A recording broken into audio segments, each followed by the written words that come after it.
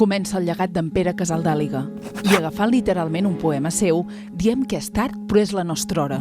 I és que la pandèmia que vivim ha de ser el punt d'inflexió que ens obri els ulls a canviar el context capitalista que ens porta al desastre i que utilitza les persones i la natura com a mercaderia. La pandèmia es resoldrà tard o d'hora. L'escalfament global és una amenaça molt major pel seu proper punt de no retorn. Ara hem vist que la natura es recupera si frenem el model desmesurat de producció capitalista.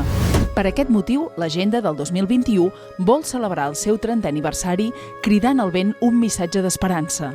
Tinguem força i coratge per crear des d'allò quotidià i allò col·lectiu una pràctica ecològica de la vida que obligui els estats i a les empreses a construir aquest altre món que prioritzi la pau, la democràcia, la igualtat de les persones i la natura per sobre de qualsevol cosa material. És una hora nova i la nostra força, la força de l'Agenda, és on sempre ha estat, al servei de les grans causes.